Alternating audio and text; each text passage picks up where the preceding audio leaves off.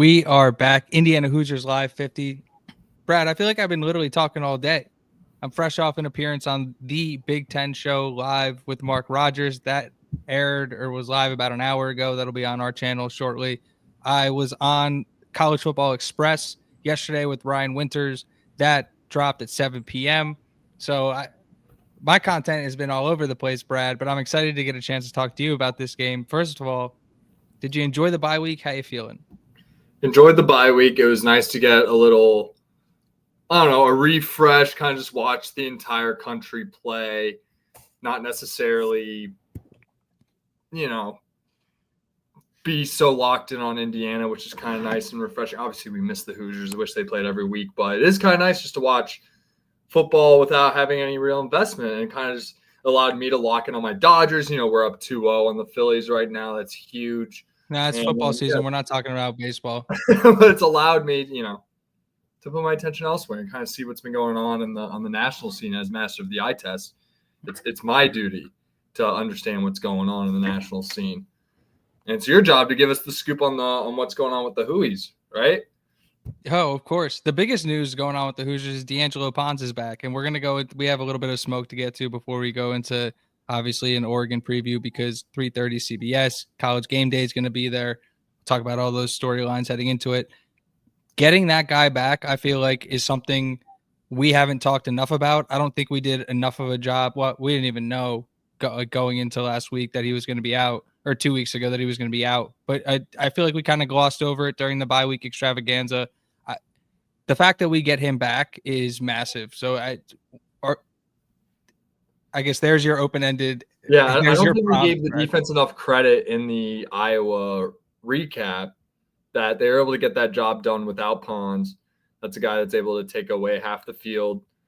His impact, I think Gronowski was able to move the ball a little bit better than what we anticipated, but whether that's home game or the missing of D'Angelo, or just Iowa coming out with a good game plan, or if that's just us missing D'Angelo Pons, guess we'll just never know, and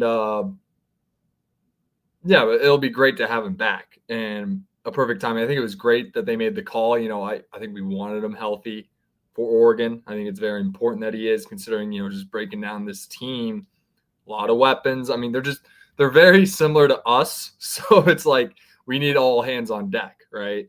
And to have arguably our best player back is huge, and something that just wasn't talked about in terms of our impressive win over Iowa is that we were missing our best player and we still got the job done and held the team to less than 20 points once again. Couldn't agree more. And I mentioned the bye week extravaganza. If you missed the bye week extravaganza, we had an interview with Brian P. Lawton, the best damn lawyer in the land. That is up on the channel. You can go check that out. We also had an awesome conversation with Jamie Jordan. But the interview with Brian P. Lawton got a ton of really good, the reaction was awesome. The responses on Twitter were really cool. And just having the ability to give back to that guy, to thank him, to hear his perspective. You could tell how smart he is, and how much he understood what he was attacking. And that was a really cool experience for me personally, but as to be able to allow Hoosier fans to be able to say thank you was pretty cool. Yeah, and it was cool to actually interview someone for the first time on our show. We've never actually done it before, and to have that be our first guest, I think was really, really fun. And learned a lot about, the NCAA and kind of how these processes work, and kind of how that JUCO, I don't want to call it loophole, but the new ruling, basically, learning that they're just not under the NCAA umbrella was really enlightening. And yeah, it was just a really fun time. Love the bye week extravaganza. Looking forward to it. We're going to have 2 this year, just like every year. So yeah, how do we top that one? I don't know, but that's a long way. I'm already itching and clawing at the next bye week extravaganza. We got a lot of ball left to play, so we'll just take it. Yeah, we'll be out in Bloomington before that happens, so you never know who could be out in the next bye week extravaganza. Yeah, probably some random will meet at Roy's. You mean upstairs? Yeah, I guess they're boycotting Roy's these days. I'm so old, It's just, I don't know. We'll play the hits. We'll play the. Yeah, dude. I want to go to Roy's and get an AMF, man. What are we doing? There has been a lot of talk about Old Dominion, how good they are. How important or how much should that game matter? I just want to take the time to say that at least Brad, I feel like I speak for you as well, and most, if not all, of the Indiana fan base. We will not stand in the way of Old Dominion's quest to determine how good they actually are. I think it would be a disservice after what we went through last year to look at the way that team's performing, the way the metrics say, or how good the metrics say that team is, and be like, no, we need to brush them off. So I will be flying the Old Dominion flag the entire season. We'll see what they do against James Madison. That'll be a huge game. But this is a stat that came across the timeline this week. There are 18 FBS teams averaging 7 or more yards per play on offense. There are 22 FBS teams allowing 4.5 yards or fewer on defense. 5 teams are doing both. Indiana and Oregon are 2 of those. Obviously, big matchup this weekend. Ohio State is another one. Texas Tech. They're pretty good. They're Texas Tech. They're looking to go 12-0. They're looking really good. And the fifth team? Do you know who the 5th team is? I think I mean, I could take a guess just based on all the context that you've given. And it is the Old Dominion Monarchs. The Monarchs? So, no way. Yep. Yeah, and then even further, Old Dominion in terms of K Ford ratings, and I know like we spent the beginning of the offseason being like, don't pay attention to these ratings, especially when there's no data. But as they accumulate more data, I'll stand on K Ford and Massey and SP Plus. Like those are actually real metrics that once you get in season are things I look at personally. Obviously, I'm an eye test guy, but you need numbers to back up what you're seeing, right? And that's how people use. I think people use numbers to tell a story as opposed to you make a story with your eyes and you find numbers to validate that, right? Yeah, but not every number tells the whole story. Like I think passing yards is an overrated stat. Anyways. I was gonna say Old Dominion's had the highest change in K Ford ratings compared to their preseason rating. So the metrics are saying that this team needs to be taken seriously. Yeah, largest change. It was us and Old Dominion from what I saw on that K Ford rating. And then makes a lot of sense. Even funnier than that is after all the complaining everybody did about Indiana's non-con, guess who has a higher SP plus rating or whatever? It's strength of record. Sorry. Guess who has a better strength of record than Penn State? Old Dominion. I saw that. Kennesaw State. Kennesaw State. Oh, yeah. They're looking really good. I saw a stat that the teams that we've played so far are 13-2 against everyone else that's not named Indiana. So that should tell you everything you should know. Obviously, I don't think that was the case last year, and the critiques were justified. But this year, you just can't be making that argument with this resume. No, it just tells me you haven't been watching the team play. That's what it tells me. When you take these like talking points that have been disproven by football on the field in 2025, it's like, okay, I'm gonna dance circles around you because the evidence says otherwise. I don't care what story you want to tell. There are facts out there.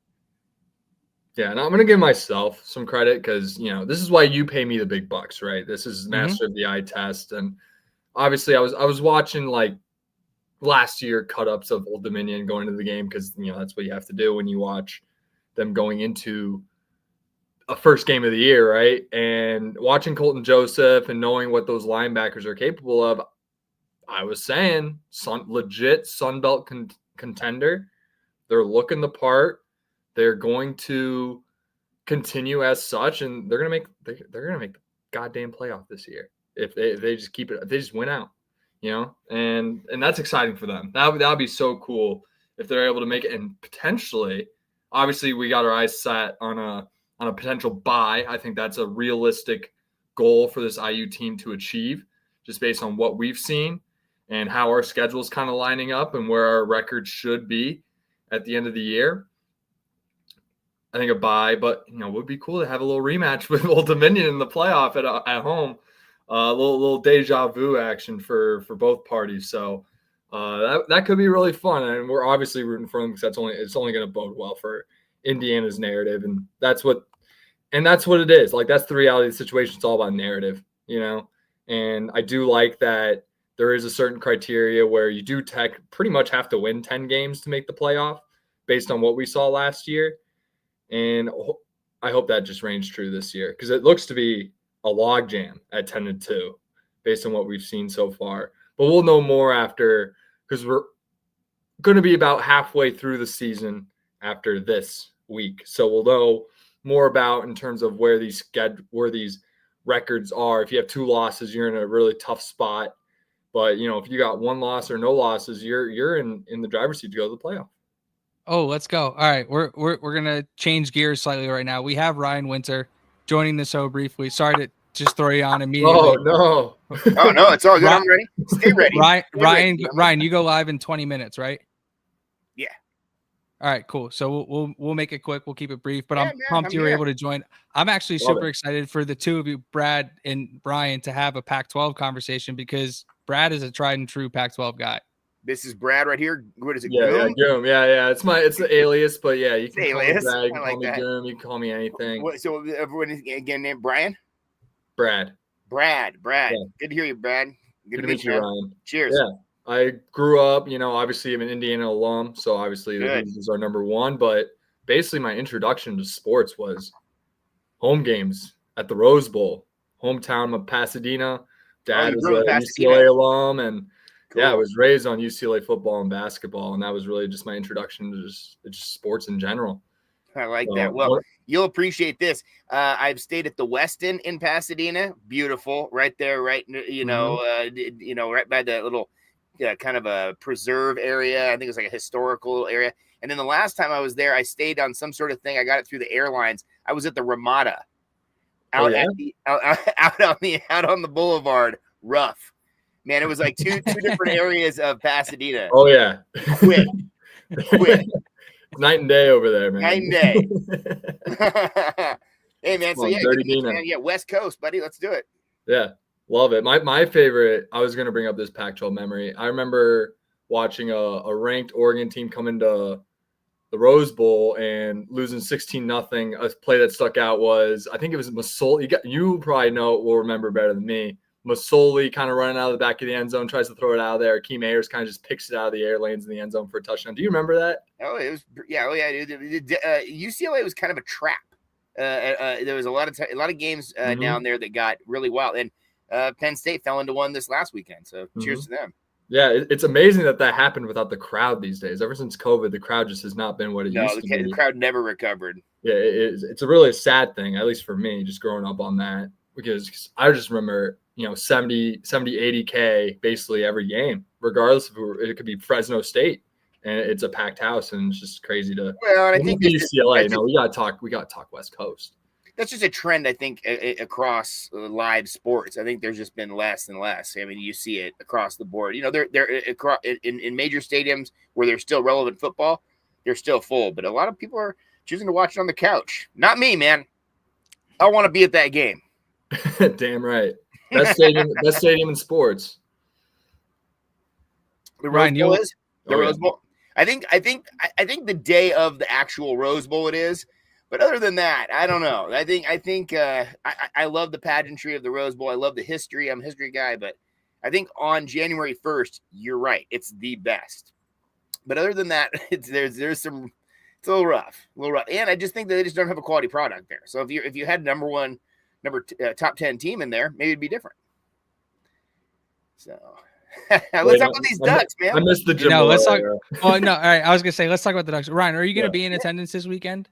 Of course, I go to every game. I haven't missed a game at Autzen Stadium in my adult life. I mean, like I said, I'm going to be there, dude. That's incredible. For the Indiana fans who are going to be making the trip, or for the Indiana fans like Brad and myself, we're going to be watching from the couch. I know me and you were on College Football Express yesterday. That video came out today. Talked a little bit about the environment. Can you kind of explain what Indiana fans can expect from Autzen as a football environment? Yeah, I mean, I think there's, I think there's loud crowds everywhere. I think it's not like it's like any more loud than anything else. I think that's kind of overrated. I was listening to Rhett Lewis, his podcast there, and he's talking about he was on the team that won the last time, 20 years ago, and he was really impressed with the idea of how loud it was there, and it's a great little stadium, man. Comparatively, it's half the size. You never really know how small it is until you go to other places, right? And so I've grown up here, and so it's like, oh yeah, it's the biggest stadium in our state, and then you go to Pennsylvania, and it's literally twice the size. And you go to the Big House last year, we did that; it was twice the size, and not as loud though. I think that Penn State does a really good job with all their speakers and everything, but the crowd noise I think is louder at Autzen. I think people just get into it. They love their Ducks, and they have a really good team. They have a quality team out there. If they didn't have a good team, I don't think it'd be as loud. I mean, it could turn into Cal pretty quick out here, I think. But no, it's a fun environment. Eugene's a cool town. Bears like that, Yeah, I'm sorry, but yeah. I just another Pac guy back in here, but yeah, no, it's a fun town. It's a good college town, and it gets really rowdy at Autzen. People love their Ducks, man. Have you been able to take the mood of the fan base? What has been the mood coming off of this weekend, given the performance of Penn State? We talked a little bit about UCLA and the situation there, and everybody kind of knows the story at this point. Has the fan base kind of gotten a little less sure of the team, given that may not look as though it's as quality of a win, or are people kind of understanding you go into Penn State, you play Penn State, that isn't a tough environment to play in, and no matter what that Penn State team looks like, you have to win there? Right. I think everybody loved the Penn State game, right? Every part of the fan base was thrilled with that win. And then I think there's kind of two different parts of the fan base a little bit. I think it's probably fractured for everybody. But we kind of have the old school and the new school, and even maybe the third wheel, which would be like the bandwagon group that just expects, national championship or bust every year. Yeah. But some of the old schoolers, we're just waiting for the wheel to drop, right? We're waiting for, we've had so many of these different things happen over the time. The Ducks have been super close. They had one of the best teams in the country in 2007. Dennis Dixon has the knee injury. We had the perfect season where we had the best running back we ever had. And then we go up against Cam Newton, of all friggin' people, who looked literally like a superhero playing football for college. Could be the greatest college football player ever with his numbers. It's just insane. And then you go up against Ohio State with the Heisman winner, and it's like you're playing against the third string guy from Ohio State, and they're still better. And they beat the hell out of you, So it's like you're so close. Then last year, holy moly! I mean, we're still kind of reeling from what that was, and so I think there's kind of a part of the fan base that's like, here we go. And so as soon as Penn State goes and loses in the Rose Bowl, I think that group is like, oh, great. This team's not as good. Now we're going to have Indiana come in here. Now we're, be down a touchdown. Now our hearts are beating out of our chest. Then there's the other group that's like, we're good. We're good. One of the best teams in the country. What are we talking about? Went out there, did the environment thing, had the Penn State thing. Penn State's pretty good. But then that last week they weren't, whatever. No big deal. And then the bandwagon's just like, they don't even care about Penn State anymore because that game's already over. They're just like into Indiana now, and then they're going to be all, so it's hard to please everybody. But I tend to be more the old school group thinking, okay, just please, just literally like praying at night, please let there be no injuries, or please let there be, just let this thing finish out one more time. I just need one time for it to work out for us, and this could be the year. I mean, I don't know if there's a dominant team. And I think that, for the most part, everybody knows Ohio State's one of the best teams in the conference every single year. But outside of that, it's got to be Oregon and Indiana. Mm-hmm. So I like our chances. And you guys went to the playoffs last year. There should be no discrimination. You guys are already members. I would completely agree with that. Brad, do you have anything to add? Because I was going to ask a question. I just love that 2007 call out, Dennis Dixon and Jonathan Stewart, because I was watching, because I feel like everyone started hopping on the Ducks. Like you talk about the bandwagon fans. I feel like that really started happening with Chip Kelly. As a UCLA, as a kid growing up from afar, I always thought Oregon was super cool with the uniform. Before the uniforms got crazy, they still had very cool uniforms. I had the Jonathan Stewart jersey 2-8 as a kid, and always like had this sort of respect for Oregon. And Dennis Dixon was one of my favorite players to watch as well. Those teams were awesome. The fake what do you call it? Statue of Liberty. The fake Statue of Liberty at Michigan was electric. Was that a home game actually? That was at Michigan. That was at Michigan. That was in the Big House. After the App State game. So talk about that's what I was kind of to be honest, that was kind of what I was comparing the Penn State thing to. I was like, this is like one of the most shocking losses I've seen since like that one. There's been some pretty bad losses I've seen over time, but I don't think any as bad as that. I mean, the way UCLA was playing, I think UCLA is a better team than what they had put on tape. But man, the way that they were playing into that game, the numbers they put on film were horrible. And Penn State just walked into the trap. It was crazy. But let's talk about Indiana, dude. What do you think about Indiana this week, man? I'm pumped about Indiana. I actually had another Oregon question for you. One of the things Kurt Signetti pointed out that could be a problem for Indiana in this game is Oregon's size and depth inside. What can you tell us about those guys specifically, other than the 330 pounds and athletic? Yeah, they are big. One of the things that they are known for is their size, for sure. But yeah, no, I think Bear Alexander is the guy to really watch. Number one, I think Bear he's actually probably one of the smaller guys on that line, which is crazy to think about. But I think he's the guy who's really matured. He's played a lot of football from a lot of different teams, in a lot of different places. He's kind of been a journeyman. He's had some ups and downs, and now he found himself here. And he's playing really his best football. That Penn State game was probably his best game. The other guys on the line are really interesting. Amari Washington's probably the best guy out there. He's just very well-rounded. He's very big, but he's light on his feet. He's just a real people mover. He takes double teams very well, but stays agile to be able to tackle. Their run defense is pretty stout. They do a pretty good job. And they have depth. You know, this is a team that Dan Lanning has had great recruiting classes over the years. And with those recruiting classes have also come some young guys, and he hasn't lost a lot of his players, right? You know, in the days of the transfer portal, you know, they've been pretty good with their retention, especially with the guys who they expect to play a good number of minutes. And so some of these young guys have really stepped up, and we know it's hard to play defensive line, offensive line as a true freshman. I mean, that's asking a lot of some of these guys, just body type wise. And so, you know, you let them get in their meal plan, you let them get in the weights, and then all of a sudden, you know, you've got a totally different guy on your hands. And then what you need to do is just kind of plug and play maybe some of the other places through the transfer portal, because I've always felt like the most valuable guy in the transfer portal has got to be one of those defensive tackles. They just don't grow on trees, and it's hard to find guys like that. And you get a guy who's mature, who can jump in there, and they know that, you know, a variety of different techniques in there, and they can be really, really helpful for a team. They can really help a team jump from one place to another place. And I feel like that was a big thing for us last year. I mean, last year, the Ducks were really stout up front. I mean, everybody went to the NFL, and that was a pretty big deal. That whole starting line went to the NFL. And then you had two young guys on the ends. The two young guys on the ends are really good. That's Mateo Youngule and Tatum Teote. And you've got them circled. Dude, they make some noise there, because they do a really good job of containing and collapsing at the same time, which is, you know, again, pretty difficult. It's like being China and being communist and a free market at the same time. I mean, these guys come off the edge, and they really bring something. They're kind of old school players, though.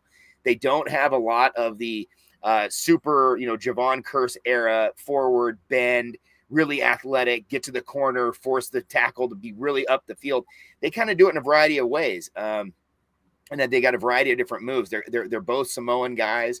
They've both grown up with guys who are bigger than them, stronger than them their whole life, teaching them these moves. And I really think that they've got kind of a leg up on the competition because of that. They came in and played very early in their career and made a difference very early. I mean, Mateo last year was an absolute game wrecker. He led the league in sacks last year as a sophomore.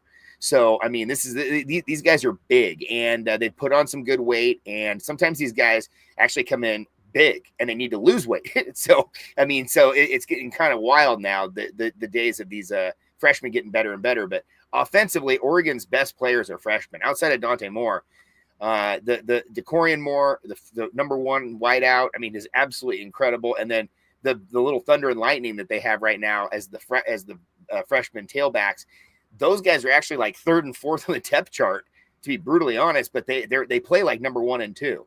And that's Sierra Hill and Jordan Davidson. And then both those guys play so well together. Beautiful Thunder and Lightning. You got quickness and speed with Sierra Hill. And then you've got that big power back with Jordan Davidson, who short yardage guy, get it in a variety of different places, has scored a ton of touchdowns already this year. So they're just really solid. And I'm just really impressed with how the young guys have played and melded with a bunch of these other guys who are these veterans who've come through. And then, of course, you get the transfer guys, right? You get guys on the offensive line, both tackles are transfers. One of your guards is a transfer who come in eager, ready to play, especially your right tackle, Alex Harkey. that guy's ready to play. He wants to get to the next level. He's been out about it. He's been vocal about this is his goal. He's got 1 year to do whatever he can do to put on tape, and he's put some good stuff on tape. That Penn State game, he looked great. So this is a good Oregon team that is expected to be good. This is kind of the expectation at Oregon now is that you have, national champion. I don't think it's national championship or bust, but it's definitely, I would say at this point, better be able to compete for it. Yeah, buddy. I think last year you were in the national championship running, right? And then immediately you were like swatted back by Ohio State. Like, no, get to the back of the line. So immediately now we're like, hey, we need to get past that. And maybe we either need to avoid playing Ohio State in the first round, one, or two, be able to overcome that hurdle and actually beat them. And that might be the case. I think if Oregon beats Indiana this weekend, and if Ohio State continues to roll, we do what they think they're going to do, it could be Oregon against Ohio State in the Big Ten championship, which, again, might work out very well for you guys because I don't see anybody testing you guys on your schedule really for the rest of the way out, which you guys could sit there with one loss. And if your one loss is to Oregon, who's going to argue with you being in the thing again? You could have a beautiful seat at the table. And I think the either way with Oregon losing this game. So I know that there's a lot of pressure to win this game, but I think both these teams are really set up well for whatever happens in this game, still being very, very positive about the future. Instead of like when the guy asked Drew Aller, do you think you have a chance still at the playoffs? He's like, what do you think? It's like, dude, no, you're gone, bro. You're not even top 25, bro. Right. That's funny. All right. So, I know you're on a time pinch. I do have one more question for you before we let you get out of here. I'm sorry to just be chatting here. I'm sorry, but no, you're good, dude. Hey, we would talk the whole time. I just if you guys want to come on my channel, dude, at all this week, man, please do, man. Let's we'll definitely figure something out for sure. I do like the box score watch as well as kind of look into these teams. One of the things that jumped out to me as significant was the amount of tackles for loss Indiana has compared to Oregon. You look at the numbers, I think it's like 49-22 in tackles for loss. It's 16-9 in sacks. I know it's a Dan Lanning defense and that team has talent. What is your takeaway from hearing that? Is that a worry for Oregon that they haven't been able to get these lesser teams down in the backfield? Or is it just a matter of those athletes are going to show up when it matters? Yeah, I don't know. That's a good point. I haven't heard that stat before. It kind of makes me think that they're playing a little conservative and playing more team to the ball and taking less chances and being less risky. Like I was saying about the contain thing for those two ends, I think they do a really good job of contain. They might not get as many sacks, but they do a really good job of hemming everything in and not getting kind of burnt on that level, at least getting burnt inside, right?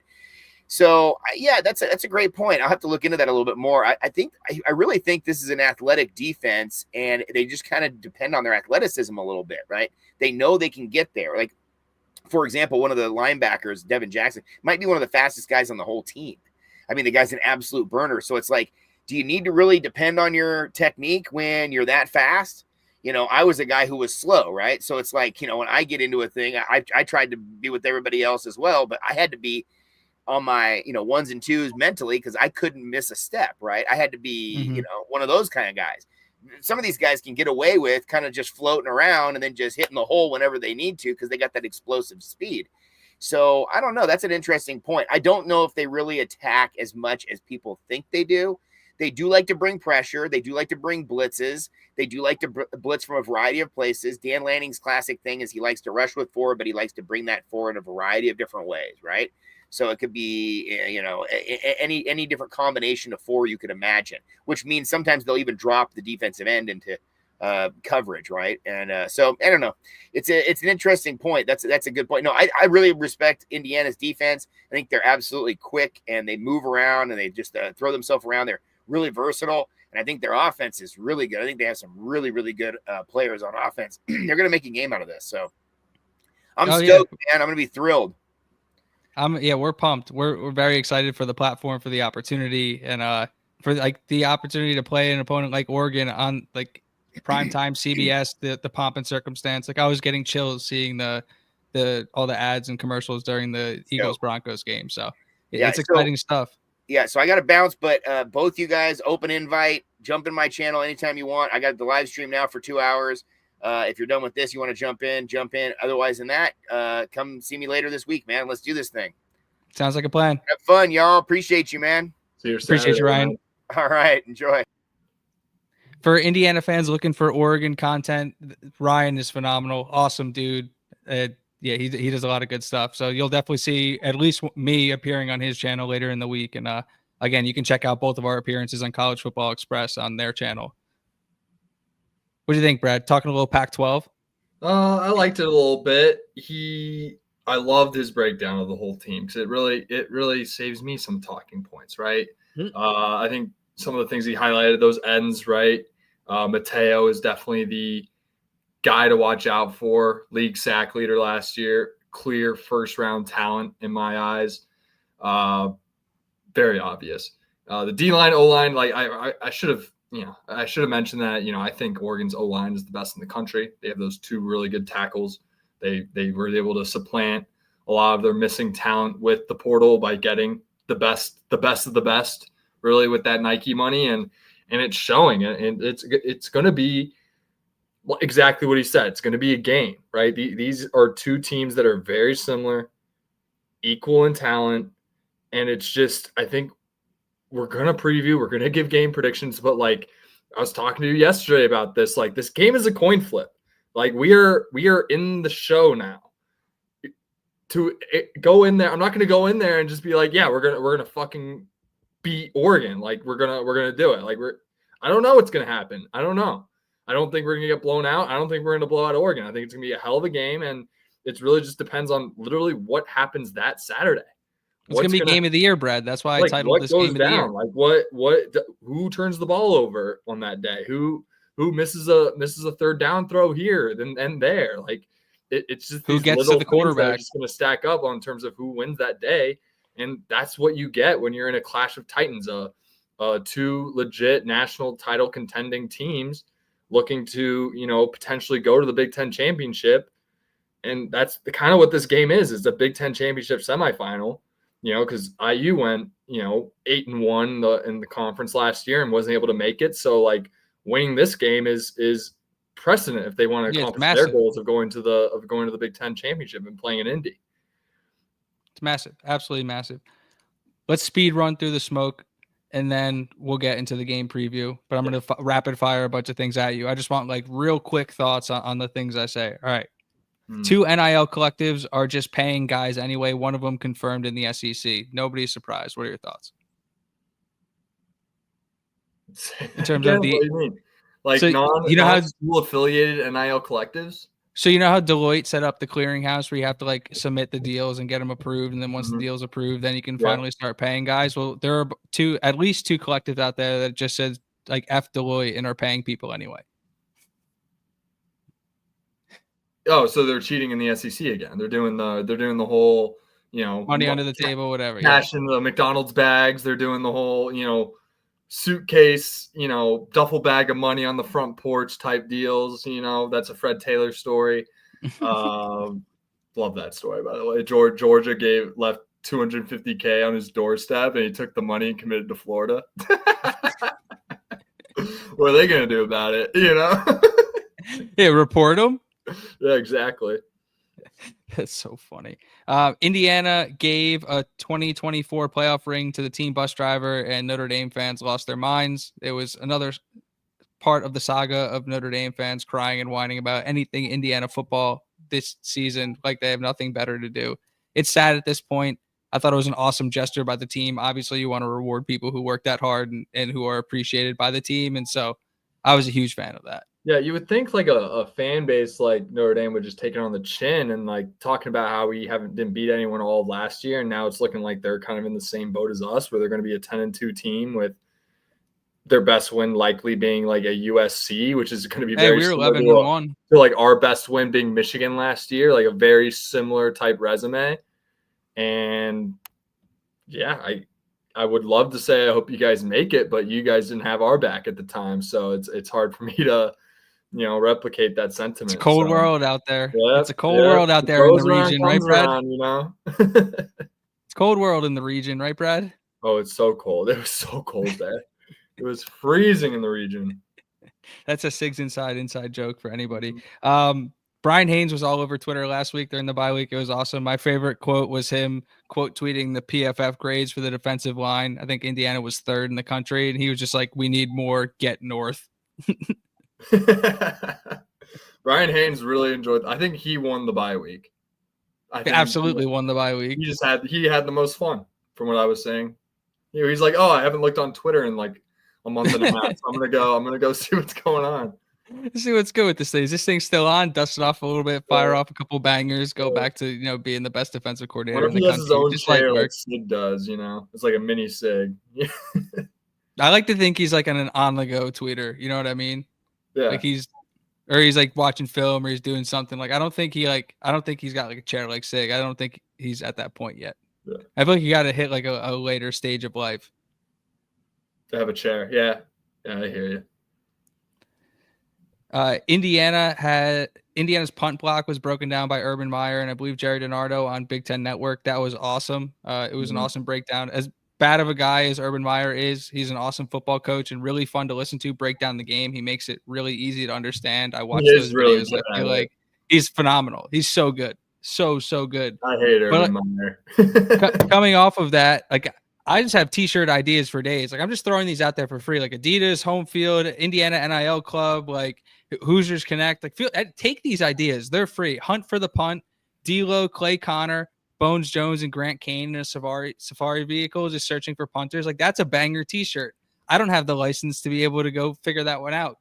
But like somebody does. Like somebody put that on a t-shirt. That'd be phenomenal. That would be an epic t-shirt. I would get it. I would buy that t-shirt. Get Clay Connor on a t-shirt. I'm all over it. All right. You hunt for the punt. They got like imagine like D'Lo with binoculars, like looking for punters. Bones Jones, like crazy ass, like in the back, like just like he needs to be holding a machete. Yeah, it's something dangerous. Maybe you know what he needs to be holding, Brad? Bones. A hammer. A hammer. That works. That works. That's a t-shirt. Somebody please more talented than me mock that up or something. Like I don't know. That needs to be a t-shirt. And then people liked my money doesn't play football quote. I thought it was really significant that Cignetti poo-pooed the money question. Basically, like, I don't care what their financials are. They have a good football team. We're going to play football. We talked about this for weeks. The second you bring up Oregon's financials and I'm not talking about as fans or as like people observing the sport, but when you're in that building and you have to compete with that team that week, like that does not matter. The second you bring up money in that context, you already lost. You're admitting defeat. So I thought that was extremely important that Cignetti kind of pushed that off to the side and was like, that doesn't matter this week.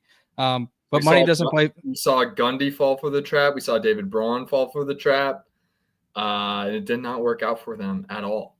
And money doesn't play football. And it doesn't play football, right? Like you spend this money to put yourself in a position to be in position, right?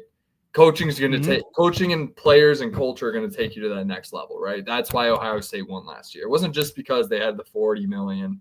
Like they had, honestly, like I've said this before, I don't think they win the championship without losing to Michigan. I really don't. I don't think it happens. They had all the talent in the world. They needed a wake-up call, and that Michigan game was the perfect like catalyst for them to actually kind of lock in and lean on their core values and become, something to rally behind, Absolutely. The Mendozas gifted the entire team headphones. That was a pretty epic video moment. Cool thing for the brothers to do. Mm-hmm. The NIL deals for the team have been flowing this past week. Kamara had one.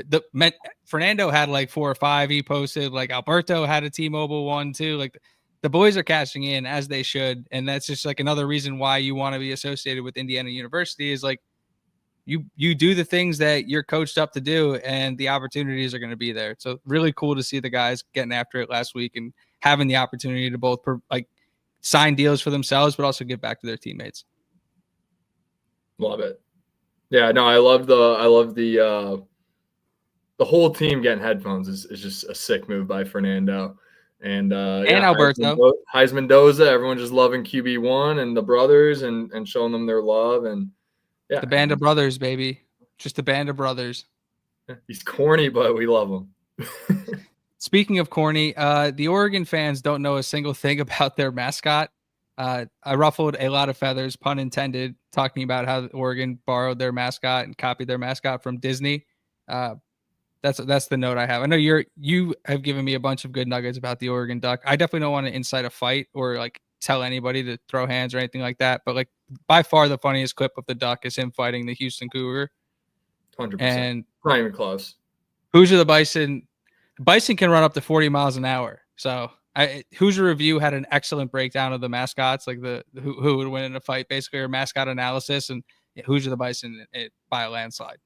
I think it'd be fun if CBS got a little shot of them like going head to head, like like a face off would be cool. If they actually fought, that would kind of be a disaster. You don't want them to actually. It would be funny, but Year one of the Bison, we can't lose them when we just got them. Hey, listen, Brad, I'll build this even farther. CBS Paramount just signed the UFC 7 years, $7 billion. Like you want to do a little UFC promo with the Duck and the Bison? Like it's sitting right there for you. Again, CBS, this is free. Take these ideas. Like, I'm just handing these out like hotcakes. Oh man, Keezer's the big idea guy. I just watched Brad's the idea. Well, yeah, you got to know how to. Everybody's got ideas, Brad. It's who acts on these things. No, I like it. It's free. Take it and run. Coming off the bye week extravaganza, I was able to look back a little bit last week. I reminisced about the bucket game, put up the picture of Kadick with his tongue out with the bucket. I got a quote tweet from El Banco saying Kadick deserves to be on the Mount Rushmore of Hoosiers. I would honestly agree with him. I know it sounds like a ridiculous statement given how much success we've had in basketball, but for me personally, for anybody kind of around our age to witness the turnaround that we saw, Kadick being somebody who is there through the thick and thin. We saw the little bump first before we saw the explosion. So I full blown agree with that sentiment. And I would put Mike Kadick would be on my Mount Rushmore of Hoosiers personally. I think in terms of what else he does to I think Mike Kadick is like the perfect Hoosier. He is a big advocate is what I would call it of, Indiana and kind of what it's all about. Like he's a great guy. He loves to have fun. He, has, as loose as he's portrayed on Barstool, he does have a ton of life discipline and, good intangibles to him. But, at the end of the day, he's a big, goofy, silly, fat center. And he loves to do drunk dropbacks. And it's hilarious. And it's just a great little. I don't want to belittle and call him a mascot, but he's kind of just a mascot for the university and just a big kind of admin. These are the types of people that go to Indiana. He's a personality. Yeah, exactly, a personality. There you go. And love Mike Kadick. Keep up the good work. He's gonna get I think they're gonna renew his contract at this rate. I would hope so. Game day is going to Eugene, Brad. I say that it's no surprise. This is by far the best game of the weekend, arguably game of the year. But for them to go to a game where they don't have the TV contract while the Red River rivalry is going on, it's significant. It validates what people have been saying about the Big Ten. It validates what we've been saying about this Indiana football team and what Oregon's bringing to the table. I don't think it's a mistake they're going there. So what was your initial reaction to seeing official announcement of game day? It was just big and rich. And we're coming to your city, just in my head the whole time. That was the instant reaction. Just rewatching that video over and over again. Wish they showed a little more IU clips. But it was very heavy on the Oregon side. My guard is up, Brad. My guard is completely up. I could see this being they just spent 2 hours being here comes a showcase for Oregon, and they're gonna again Indiana's this and that, and it's just being a shitstorm. And I could just see myself being upset. I'm not saying that's gonna happen, but I'm just prepared for it. You never know with Pat's this network. Got us. We're good. I know Pat's got us, but you really just never know with this network. My guard's up, and I would say to Hoosier fans, have your guard up when it comes to ESPN. I know Pat's got us. They give him too much money for him to not speak his mind. So he's gonna be I know right. Pat's got us. I'm just saying everybody else. Mm-hmm, mm-hmm. And who was also a big fan of us? Reese Davis. So.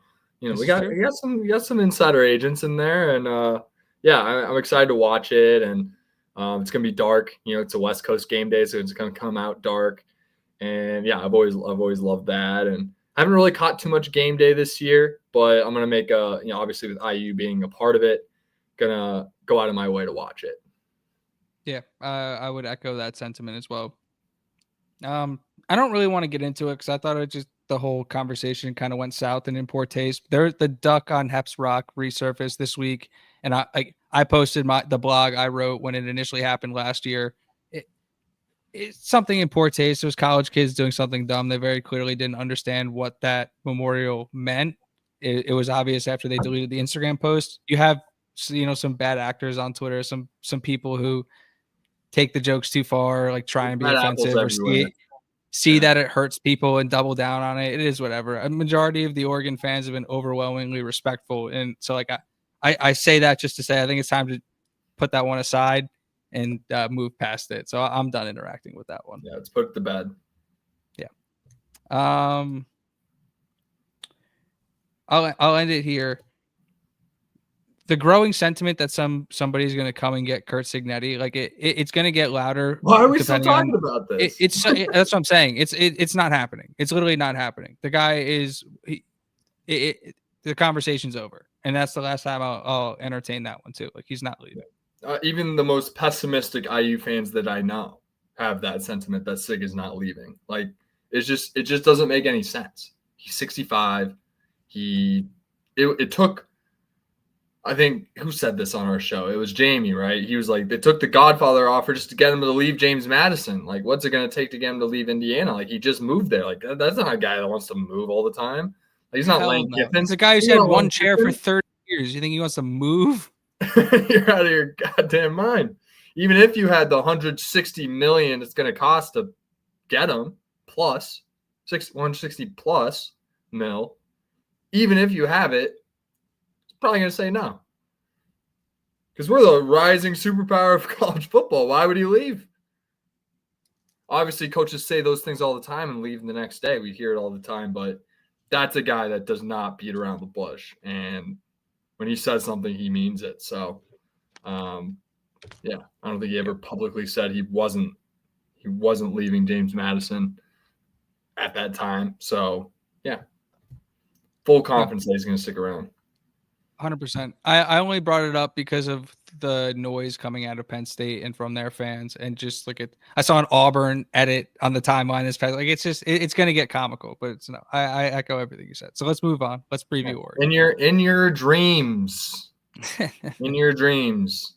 And good luck getting Kenny Dillingham too. Good luck. Yeah, seriously. You might have a shot, just considering what their NIL capabilities are, but that's going to be a hard pull for get him out of there. So these teams got to start thinking outside the box, or just keep your head coach. It wouldn't be the worst idea. You got a guy that's getting you 10 wins a year. Maybe don't fire him. Just ask a Nebraska fan, if they should fire the coach that gets you 9 wins every year. Ask a Nebraska fan that. I try not to interact with the Nebraska fans.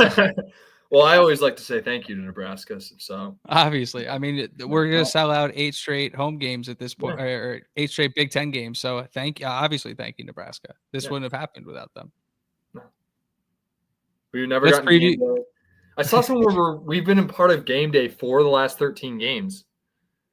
Ohio State, Notre Dame, Oregon, Washington.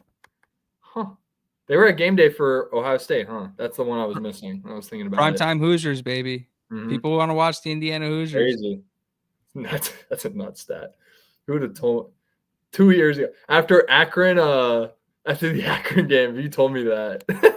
That's why I like all this. Like I see 700 or whatever the chirp is at this point. It doesn't even it just bounces. It doesn't affect me at all. Like it does nothing for me. It does absolutely nothing for me. Whenever it seems like it's burning down here, Indiana football was in the Signetti area. We just got to refer to the Akron game. I know. I don't even know. Like burning down. What is? Are you kidding me? Like it's not even a thought. Or let's talk about Oregon. Let's preview let's talk about Oregon. That's why we're all here. Is this me? My the baton has been passed. The baton has been passed, Brad. You're gonna preview the Oregon. Oh my goodness. Yeah, game preview. We got the Oregon Ducks from Eugene, Oregon. Their second year in the league. They have yet to lose a Big Ten game in their whole entire history. Funny enough, right?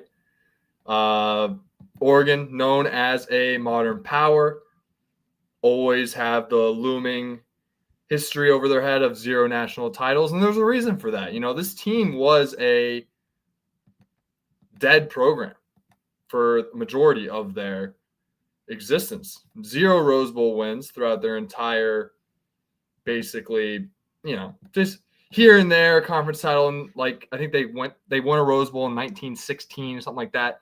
So I'm just going to fast forward because they were a dead program up until 1977. They hired Rich Brooks. Now, Brooks is a very common name, right? You got Aaron Brooks, you got Dylan Brooks, you got I totally fucked this up because usually I do the alumni, right?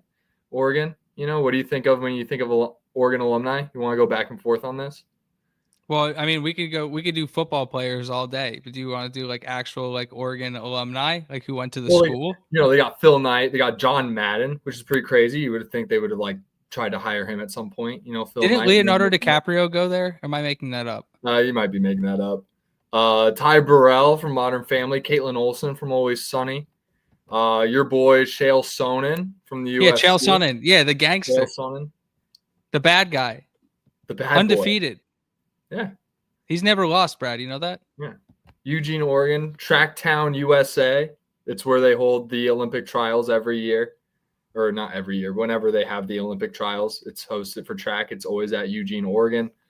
A great track stadium. I don't know if you ever saw it, but fantastic venue. Marcus Mariota, personally, probably the best player I've ever seen live. And I've seen Gronkowski. I've seen Reggie Bush. I've seen Adrian Peterson. I've seen Christian McCaffrey. Marcus Mariota put up the craziest performance I've ever seen in the Rose Bowl. Literally had Jim Mora and Jeff Ulbrich, who are NFL guys, literally arguing on the sidelines about how to fucking stop this guy. They couldn't figure it out. And, you know, obviously you got your Dan Fouts, you got your Sabrina Ionescu's, Dylan Brooks, Aaron Brooks, you know, some good, you know, just some good old, you know, Oregon, modern day Oregon since the Nike deal. They've had some pretty good athletes come throughout the years. But, you know, back to football, right? 1977. Sid Parrish. Yeah, Sid Parrish. Yeah, maybe she should be the guest picker. It's probably likely going to be Glenn Powell, so they promote that stupid. I mean, Glenn he Powell, literally played quarterback for them. What are you talking about? That Indiana Howard Soldier tweet was so funny. So funny where he posted the clip and he's like, had we let this team into our conference or something like that? And the Oregon fans were like, who's going to tell him it's a TV show? And the response was, wait, Glenn Powell didn't play quarterback for Oregon? Wait, hold on. Wait, you're telling me he didn't play quarterback for Oregon? Are you serious? So good, dude. So good. So funny. All right, so back where I was saying, where I went on the tangent, because I love to talk about the alumni that come through Oregon. I don't know where the Leo DiCaprio thing came from. I literally have no idea. He rocks UCLA a lot of the time, actually, as an LA guy. He didn't even go to college, or if he did, he dropped out. I doubt he even went to college, to be honest. But yeah, they hired Rich Brooks in 1977, and honestly, like, first 10, 11, 12 years, really just a whole lot of nothing, whole lot of 500 ball. Like, that's kind of just like what they were, right? They didn't have a whole lot of success up until around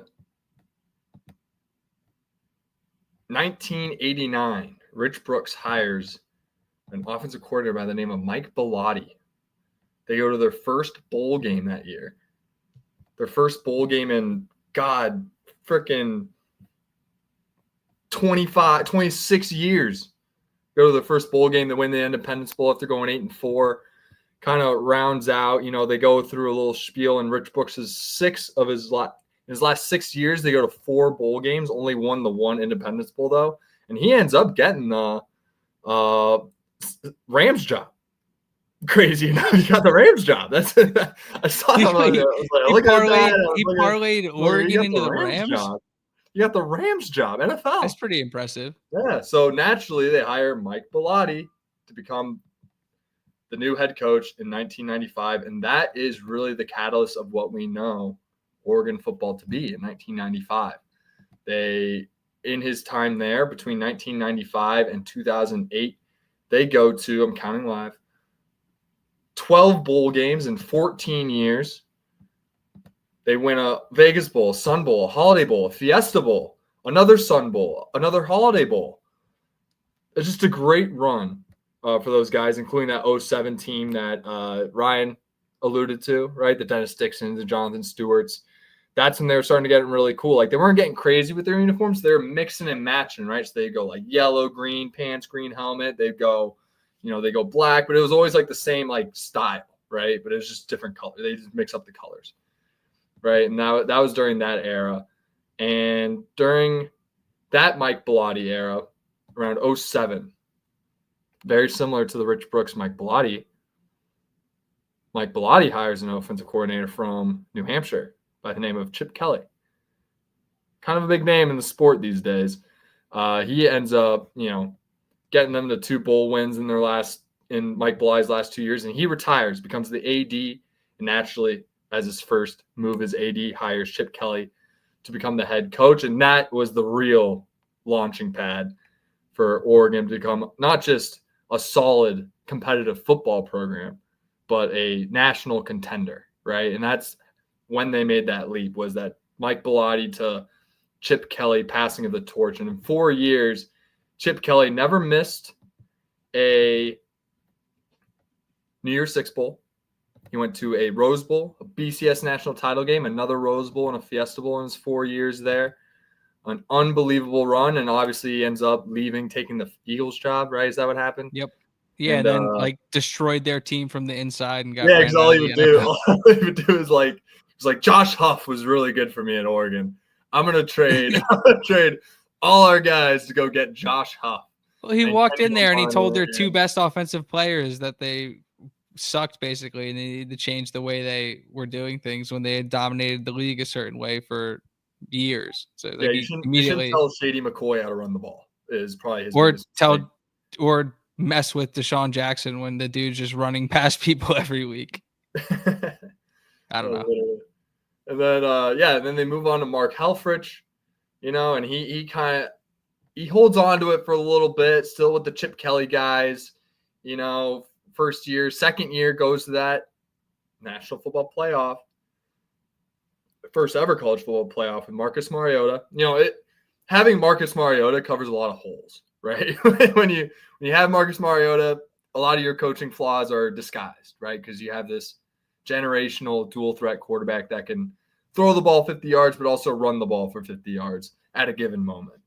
And when you have that, it's going to hide a lot of flaws, because after that, Mark Helfrich went 9-4, then 4-8, and eventually got fired. And they hired Willie Taggart, who could not get that thing going at all, and probably didn't want to, because a year later he takes the Florida State job and probably had no desire of even considering to make.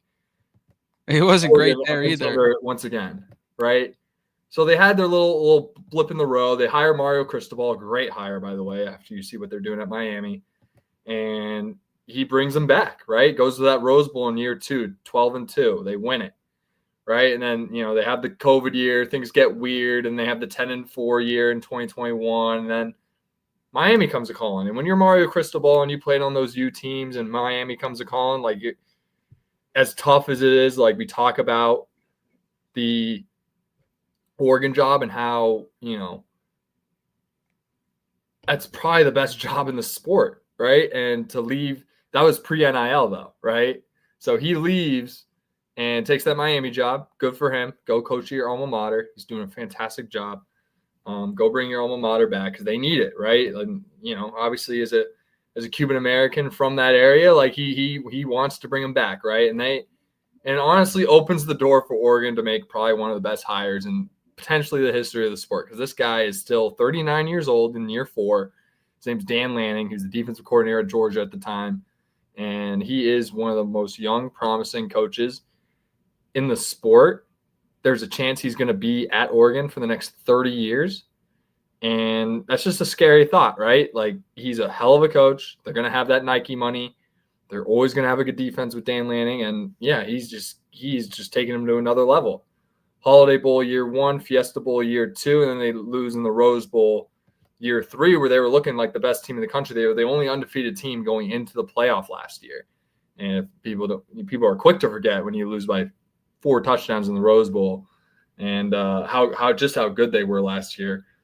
Now, the biggest question with him is that he's had Bo Nix, he's had Dylan Gabriel, And he's really had to, it's hard to find 3 straight good starting quarterbacks. It's very hard and very difficult to do.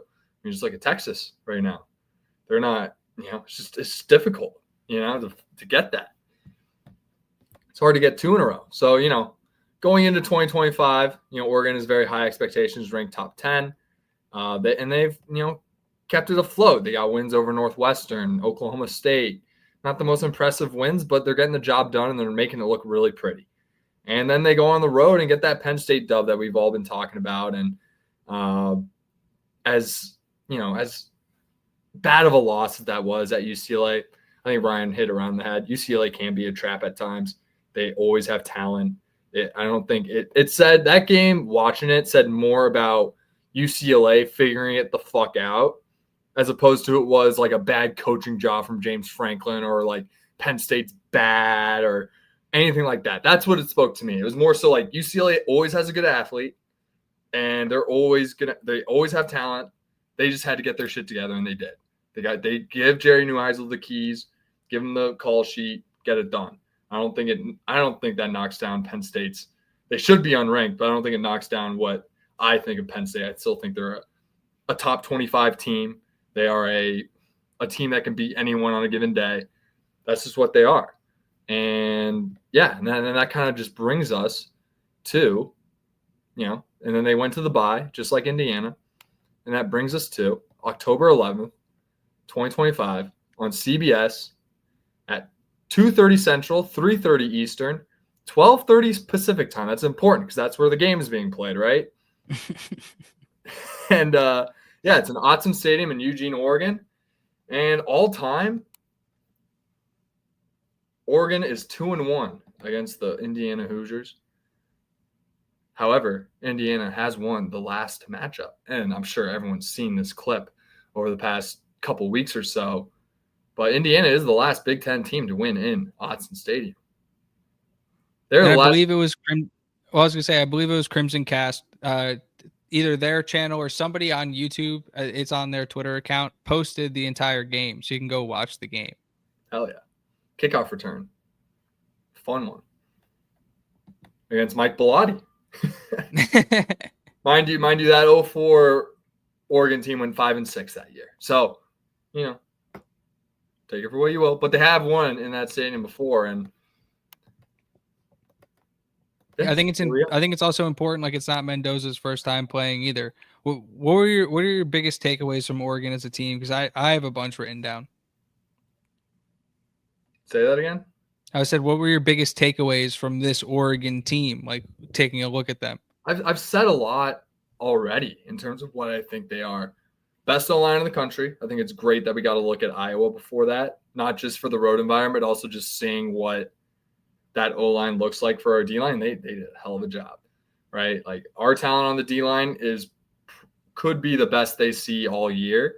I mean, in my opinion, we're at the level of Ohio State and all those teams. Like, they're going to have their work cut out for it too. So I say all these things about Oregon, knowing that these guys also have their work cut out, because we've been talking since March about how good this Indiana team is, right? But yeah, we're pretty damn good ourselves. Yeah, biggest takeaway, great O-line. And in that results in Dante Moore really becoming a flourish. He's got that killer arm, always had it. I gave him a lot of shit in the offseason because I do think he makes a lot of mistakes, especially when he feels pressured, right? And I think he just hasn't seen that a whole lot this year because his O-line is so amazing, and he keeps his jersey clean. Jersey wasn't so clean against Penn State, but he was doing a lot of running, right? He was getting it done on his legs, had to. Penn State has really good defensive backs, so at times the guys just weren't able to get open, so he had to get done with his legs. And Oregon's always going to have the good skill guys, as we mentioned, that stable running backs. We talked about our running back stable. It's probably the best, deepest in the country. It's Oregon. Like those freshmen, 2 freshmen breaking out, kind of tilts the weight scale their way on that front. Not to say, our running backs are amazing, but, you have 2 great true freshman backs and then Whittington on top of that, who's a seasoned vet on that team. and then Lamar mix him in there. He's had a great season so far. They're loaded, and they got hella good receivers. They probably have the best tight end in the country in Kenyon Sadiq. And on the defensive side of the ball, Mateo Ugalai, Dylan Tyneman, and Bryce Butcher. Those are legit. That is a legit 3-man stack, different at all 3 levels, very similar to Mikael Kamara, Fisher, and Pons. That is elite as it gets. Defensive side. It is not even about the players with Oregon. It's a Dan Lanning team. They're going to play really good defense. They always will. For the next 30 years, Oregon's going to have a great defense. Spoiler alert. Just letting you know. They're just going to be elite on that side of the ball. And so, with that being said, for me, and obviously we're going to get to the keys of the game, but for me, I think the most important thing is we got to get Dante Moore uncomfortable. We got to hit that guy. We got to make it. If we get a late hit, I don't care. Honestly, I think it's good. I think it might be good in the long run, honestly. A little first quarter. Yeah, I was about to say, as long as it's early, I don't know about that. But yeah, I'm just saying. I'm half joking there. It's we just got to hit the guy. We got to make him feel you're right. I and get him to make a mistake or 2 or 3 and just make him uncomfortable and get that. What I saw from him as a freshman, just bring that back a little bit, get him into. He hasn't been uncomfortable at all this year, because that's what he was at UCLA. He was just uncomfortable. They had a shit O-line. They couldn't pass protect, and he was scared he was going to get blindsided every single play. He didn't trust his own line, and that's what happens. You get him to that point with our D line that's fully capable of doing it. That will only benefit us, and that's. For me, that's the biggest key to the game is touching Dante Moore, hitting him, making him uncomfortable, letting him know, making our presence felt. I would 100% agree. I echoed that same sentiment when I spoke with Mark Rogers earlier, and I said, if you can't get that guy on the ground, you might as well just shred the game, toss the game out. Then nothing else matters. Yeah. There were a couple guys on that defense that you didn't mention. The other linebacker, Tuoti, he's 260. He's an end. He's listed as Aaron Flowers, freshman safety.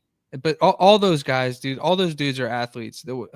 Those guys are athletic. They don't exactly get up the field, right? And you can see it in their tackle for loss numbers, but you also see what they're giving up on the ground. They're not getting gashed. They're not a bad run defense. They're not the best in the conference, right? They're not allowing 60 yards a game like Iowa is. But that's a very talented defense. But to Ryan's point, probably relies a little bit too much on its ability to fly to the ball. And when you play against a team with Indiana with their ability to run the football and to put you in difficult spots, that half step is all this team needs.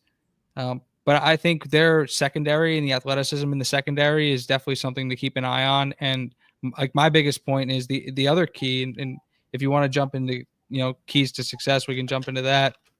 Indiana needs to be able to run the football. And they need to force Oregon to commit more to stop the run.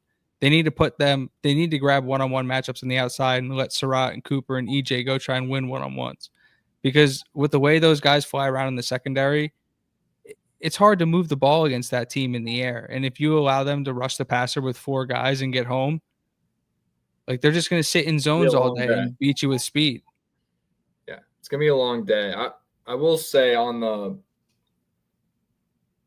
yes, Oregon's DBs it's Oregon. They're going to have the best athlete at the given position, right? DB is somewhere where we can win, which is crazy to say. On the outside, both sides of the ball, I think we have potential to win. Especially, Evan Stewart being out for the year. That was their plan on being wide receiver 1. It's had to go to the true freshman, Dakarian Moore. Now he's got to deal with Pons. And then, Sharp, the longer of the DBs, of the corner, is going to deal with Malik Benson, and then Gary Bryant in the slot. That'll be a fun matchup for Boykin to have to handle him. If we do go a ton of man, we do go a ton of zone. So I'll see what the game plan is, but that is both sides of the ball on the outsides for me. Key to the game, because for me, I just need to make the trenches a wash, so then we could make it. Then we just win on the outsides. That's the key to success, right? And obviously that going into that is like getting to Dante Moore. That's going to make us winning on the outsides more feasible on that side of the ball if we're able to make him uncomfortable, get him to make mistakes, get him to throw a pick or two, and get some turnovers, right? Yep. My second key, but we've been talking about it ad nauseum. You have to make Dante Moore uncomfortable. Again, Penn State, 0 sacks, 1 tackle for loss the entire game. If you look at the last touchdown that Dante Moore threw, there was a Penn State guy in his face, slid around him calmly, didn't look like he was breaking a sweat, was able to deliver the football. Again, if you let that kid sit there and let his talent just play and let those athletes for Oregon run through those zones, it's tough to play 7-on-7 against these guys. But you're playing tackle football and each unit's doing its job, this Indiana team's really talented and we actually match up really well. Mm-hmm. Key number 3 would be if the ball is turned over, tackle. These guys are you cannot hang your head. And I know this isn't something this Indiana team has shown, and they really haven't turned the ball over much at all. But when you're playing in that environment, every inch matters. And when you're playing against athletes like that, I've been saying over and over again, they have a couple of defensive touchdowns. Those dudes are going to look to take it to the house. Don't let a bad play become a worse play. Don't let a momentum changer ruin the game. If something bad happens, you're going to have to fix it immediately. Somebody's going to have to make a play. There are plays to be made all over the field. So especially with the athletes those guys have in the linebacking core, in the secondary. Yeah. If you turn the ball over, tackle. 100%. Those guys are like we said, they always have the best athlete at a given position. They're more than capable of capitalizing on any turnover, any mistake we make. And it's on the guys to just not let that happen. My 4th key to the game is special teams just staying steady. Brendan Frankie's been phenomenal, one of the best in the conference at kicking the ball into the end zone. I think he's just at a shade under 95% touchback percentage. The punters have been phenomenal, not exactly with placement, but with allowing or not allowing returns. I think Quinn Warren's got 3 of 4 punts inside the 20, and McCarthy's got 3 of 3. Oregon's punter is great. He puts everything inside the 20, but they're both kickoff specialists, hover around 75% in terms of touchback percentage. So Indiana, it looks like, is going to have the opportunity to return a kick or two. And if you can break one and flip the field, these are the momentum changes it takes to win a tough road game. Yeah. Is that all your keys to the game? Because I have some players I want to call out. No, I have one more. Okay. Mendoza has to cement himself as QB1 of the class. The quarterbacks don't face each other, and I know Dante Moore versus Fernando Mendoza is going to be a storyline heading into this game. But this is just another opportunity for Fernando Mendoza to prove he's going to be the number 1 overall pick in next year's draft. And if that's the case, he goes into Oregon and has his best game of the season, like he did against Iowa. And then one thing with Fernando is that when the lights shine the brightest, the kid shows up. He does. Just look at all the game logs of all his biggest games over the year. Obviously, he's played in. Good news is that he's played in Autzen Stadium before. Bad news is that he was a freshman. Looked the part against the Dan Lanning defense. That Cal team didn't have a whole lot of support for him either. So you can't just pin it all on one guy. But it's the fact that he has played there before, I think, is huge for Indiana. I have an honorable. I was gonna say I have an honorable mention too, and it's something other to disrupt the ability to jump the silent count, whether it's a hard count, whether it's a fake silent count, whether it's something where we saw what happened when Iowa's defense was able to time up the snap count and run at the snap. I know Dan Lanning and co are salivating at that, and the opportunity to be able to do that. There has to be at least some sort of fake or something to dissuade teams from doing that. So I'm hoping that the bye week and some more experience helps with that. But yeah, that is, if you let these athletes, these freaks run at the line of scrimmage, forget it. You're putting yourself in a worse hole than it won't be good. 100%. They got to figure out how to snap the ball on the road. I don't know if it was a thing where it's we're not going to show our cards pre-Oregon, so we're going to go silent count for Iowa and then break out something new for Oregon during the bye week. I don't know. I don't know if it's a good way to even go about it, to be honest. I would like some game reps for that, to be honest. But yeah, they just got to figure out how to snap the ball on the road. It's it definitely is a big question mark for this team because it can get really weird really quickly, especially with that Oregon offense. They're able to get a score and we're still figuring out how to snap the ball in a loud stadium. It's just we're beating ourselves at that We're point. asking for we're literally inviting them into the backfield. Like, you can throw all the tackle for loss numbers out the window. Like, they're going to live in the backfield. Yeah. Do you have a score? Oh, hold on. You want to highlight some players? Well, yeah. For me, there's two guys, and they're on opposite sides of the ball for me in terms of guys that I'm not going to say step up because I think they've had great seasons so far, but these are guys that I want to shine in the moment, right? And on defense, Mikhail Kamara. Talk about making Dante more uncomfortable. I know the perfect guy to do that, actually. His name's Mikhail Kamara. He wears number 6 for the Hoosiers. That would be awesome. You know, I called him out because I still think there were plays to be made against Iowa they didn't make. I really hope it's I'm going to point to my pinned tweet on my Twitter right now and like, Mikhail Kamara, what are you prepared to do about it? I'm sure he's been salivating all week trying to, bounce back and go make a play for his team this week. So I'm excited to see what type of plays he can make, hoping for a strip sack from him. And then on the other side of the ball, Roman Hemby. I want a Roman Hemby legacy game. We got to establish the run up front. He breaks out a big touchdown run or two. This becomes a much more winnable game than what it was pre kickoff, right? If he's able to break one for a large touchdown and really just swing the momentum, that would be huge for this team. And then I'm going to call out, it's more of a prediction, but I'm still Roe Hardy pick 6. Book it. I love it.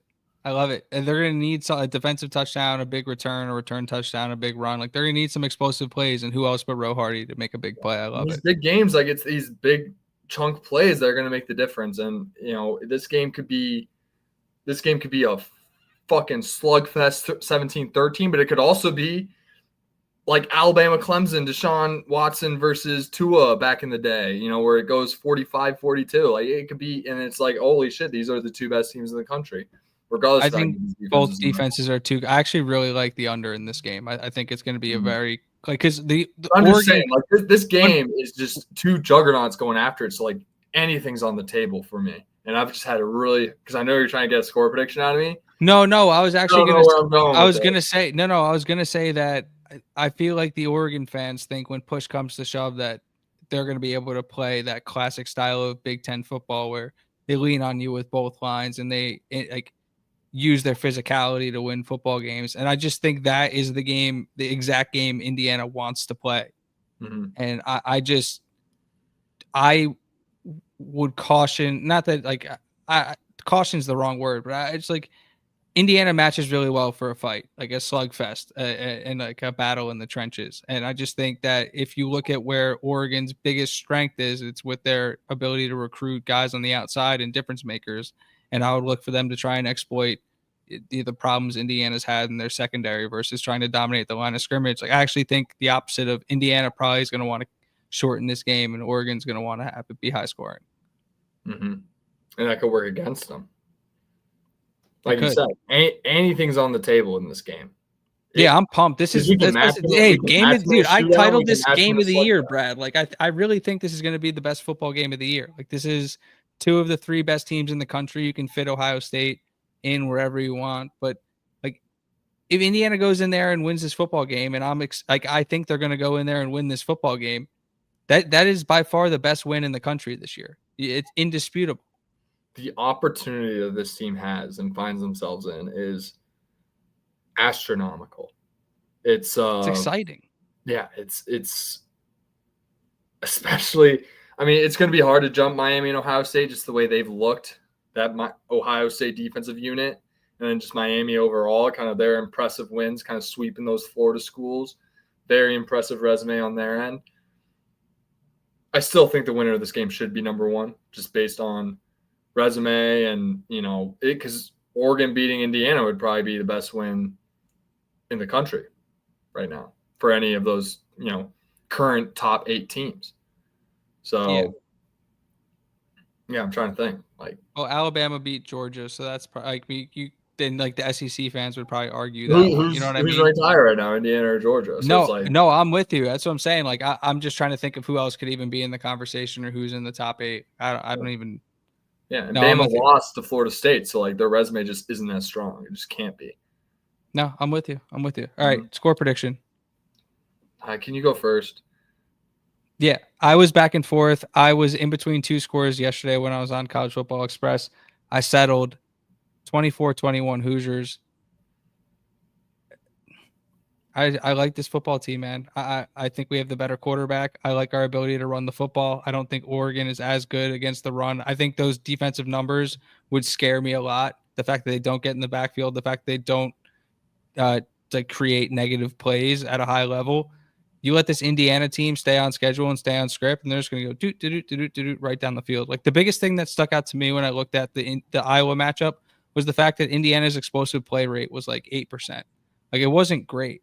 Like Indiana is fully capable of taking what the defense gives them and going doot, doot, doot, and going down the field. Like Indiana wants to run the ball 35 to 40 times in this game and then put the ball in Mendoza's hands and let him go make a play when they have to. And unless you see Surratt or Cooper start destroying some guys on the outside, like I like Indiana in a smash mouth football style game, and this ends up being the biggest win of Indiana football's history. Love it. I'm going to go with 33-30. Here's why. I think this has the ability to be a shootout, but I also could see it being a bend, don't break type field goal battle as well. See a lot of field goals. That's like a 33-30. It's a 5 field goal score, right? So I could see it being like that. Bend, don't break. Teams are able to move the ball, but they're not able to quite get punched in. And then, eventually the floodgates will open at some point. And then it could become a shootout in the fourth quarter, which could be really exciting and become an instant classic. That's really what I want for Indiana, just be in an instant classic with Oregon. Obviously, I want the dub, but I think the main goal here is to just prove to the country that we belong, and you can get that job done without winning at Autzen Stadium. It's possible. But, yeah, I think the Hoosiers are going to go in there and get it done. I think they're going to shock a lot of people. But like I said, it's a coin flip. We're in the show now. These are how these games go. Once we're in the playoff, I'm going to be saying the same exact sentiment, right? I'm not going to be belittling teams and saying how we're just better than them. Like, that's not the case. I'd be lying to my audience if I was saying that. I think we're just. I guess it depends on the matchup, right? I think we're just as good, and who shows up that day, right? And I know Signetti's guys are going to be ready to show up because we watched them in a West Coast game last year, and they showed up right away. I think it was like touchdown, strip sack within 5 minutes, and UCLA's what the hell's going on? I thought this was a little Big Ten cupcake warm up here. Indiana's all of a sudden looking like a playoff team. Go figure, they were, and. Yeah, I'm anticipating the Hoosiers to get it done and shock the world and get a whole lot of people confused and talking, and it's gonna be a fun one. Afterwards, I'm excited. I'm very, very excited.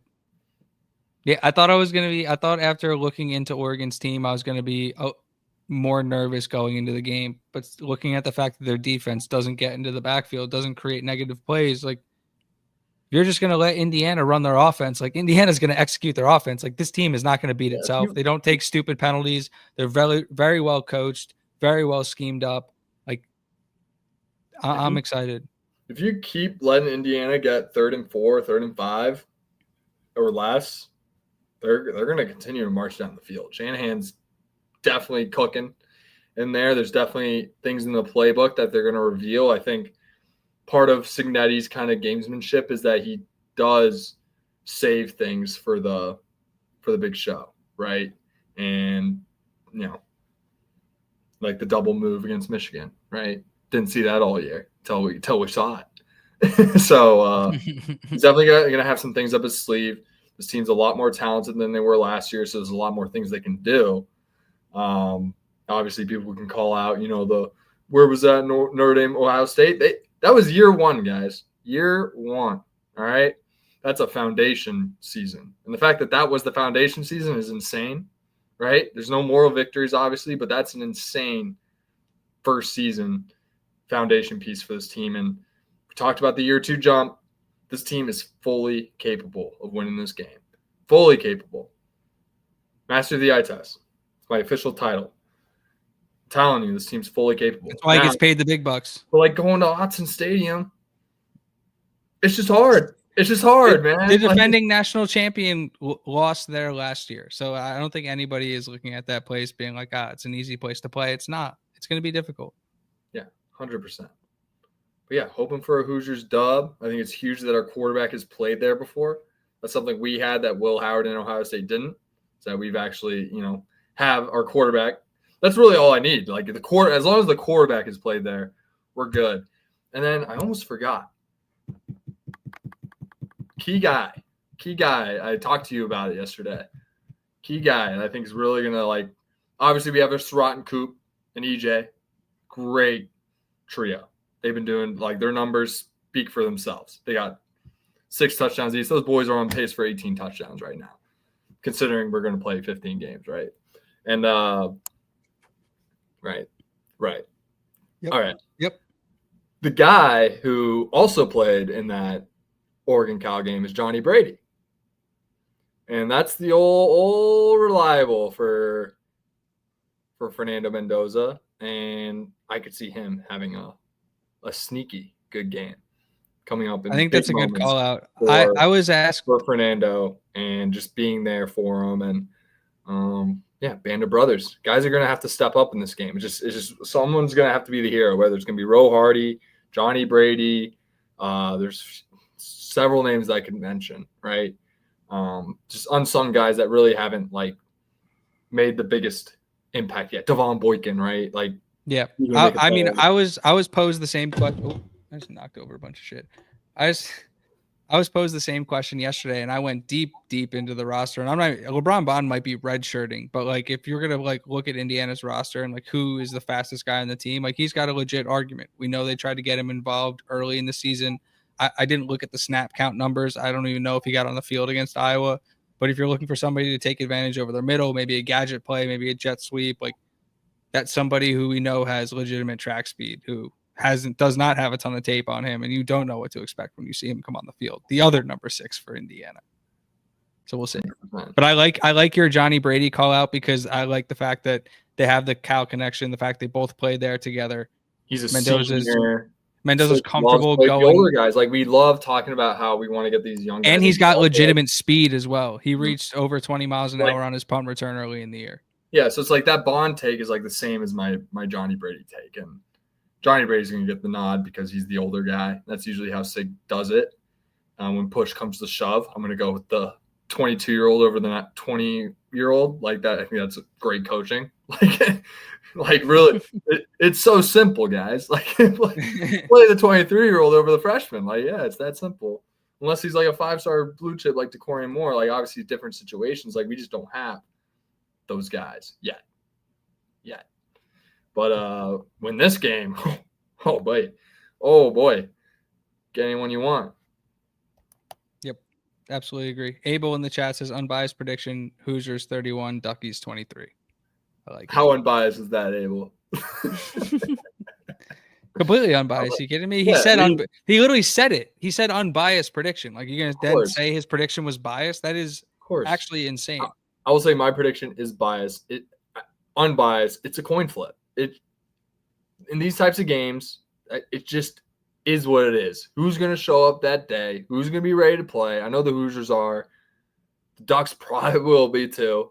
Dan Lanning's going to be on some shit, to say the least, right? He's going to have those boys fired up, and yeah, it'll be a fun one. This old school head coach taking on this young up and coming, probably push comes to shove. These are the 2 best coaches in the country with the 2 best quarterbacks in the country going up against 2 of the better trench play guys. It feels game like of the year preview. It game of the year, Brad. Game of the year. I mean, Gotta talk about that. 2 best quarterbacks and 2 best coaches getting after it. Like It's exciting CBS stuff, man. CBS. This is where we are, guys. This is where we are. Less than 2 years from Akron. Less than. We're here. Abel's asking, Sadiq ended the Penn State game a little limpy. Do we know if he's hurt? No idea. I haven't seen anything. I would expect him to play after 2 weeks. I actually can give you an update. I have him on. You can. Unfortunately. Wait, is it bad if I start Sadiq? Well, now if it's like a reverse jinx type thing, but if you're I'm like, I'm going to start him because he's going nuts. Because like I'm also starting Roman Hemby and Mendoza and potentially Coop. Like, I don't think it's that bad if I start him. Hold on. He's expected to return. He's questionable. I would guess he plays. Yeah. He had the bye week. Do you want to? He's a player, man. He's going to be on for you fantasy players out there. Do you want to run the Big Ten slate, or do you just want to get out of here? I would love to run the Big Ten slate. We kind of missed it last year at the bye week extravaganza, so I kind of like I left wanting more. You know. You wanted to watch the Dodgers. I did want to watch the Dodgers. That was kind of a key thing. So we'll highlight some national games like we normally do. I'll make those calls, and then we'll run through the Big Ten slate. How about that? We got to start writing these down because I think we're pretty good on the year. We do. First one, Alabama at Missouri. It's going to be Alabama 2.5. Total at 52.5. Bo Perbula. I like Mizzou. I'm not a believer. I was shitting on Mizzou this offseason, but I'm telling you, get Mizzou. Bama undefeated. Like they're feeling themselves, man. Kind of like Mizzou. It's gonna be a tough place for them to play, like that 2.5 spread. So it's like 5.5 on a neutral field. Well, I did some digging, right? And here's what I found out. The spread in college, I think at the top end of the scale is 3.5. So when you're like Oregon's home field advantage gives them like moves the line 3.5 versus like last year, Indiana's home field advantage only moved the line 1.5 points. So and I'm expecting that to increase for Indiana. Similar for Missouri then. So, and then there was some interesting line movement stuff that I talked about with Mark Rogers earlier, where like the public money is big time on Oregon, but the line keeps moving down. So what that tells me, who doesn't have the best eye and isn't completely educated on these things, that like very sharp money's moving that line down. And if it gets to 6.5, we'll see that shoot right back up. So I would keep an eye on that as well if you're looking to gamble on this game. But yeah, the line movement's pretty interesting. Like definitely interesting. Quick, Abel wants a sidebar real quick. Did you guys talk about this shot? The kid, as in Trent Sisley, from the basketball team, hit above 5 guys at Hoosier Hoops on Kirkwood. Yes, did see it. A lot that was epic. Like that was what I was thinking. Like we're gonna what if he missed? Like does it just kill the vibes on the whole season? Like all of a sudden, like I think he had like 2 or 3 attempts at it. Okay. That wasn't the only attempt. That event looked awesome. If I was a student, I would have been at upstairs pub, like watching from the balcony. Like, bravo! Shout out to the athletic department. Shout out to everyone involved in putting that together. Like, you want to talk about FOMO? Oh, Good yeah, God! Oh my God! Like these kids, these students at Indiana have no idea how good they have it right now. Like Sam Whitten and Dolson are cooking for you guys, and you should be kissing on the ground they walk on right now. I don't even care if you do that. Just enjoy it. Like if you're a student at Indiana and you're listening to this right now, like enjoy what's going on right now. Like this is why you want to go to Indiana. Is when the teams are clicking like this, and it's just. There's no better place to be than Bloomington. So yeah, that was an unbelievable event. I'm jealous of anybody who was there. And that's there's a lot of really cool things going on in Bloomington. And Brad, not next home game, but the second home game when the Hoosiers return back, we'll be there. Less than a month. I'm so and this month. 3 weeks. 2 weeks. We're 2 weeks, Keys. 2 weeks you're coming to Chicago. I'm driving you to Bloomington. 16 days. 16 days we descend on Bloomington. Lock in. Thought we were leaving Friday. We'll talk about it later. No, we are. No, I'm flying in on Thursday and we're hitting Chicago. All right, word. Yeah. You might have to go to a kickball game, but we'll talk about it later. I'm in a kickball league. We won like 17-0 in like 20 minutes, 3 innings. Yeah, Abel, send that to me for sure. Send that to me for sure. All right, back to Bama, Mizzou. I got Bama. Kalen DeBoer. I like Mizzou. Love it. Give me the home team. I don't hate it.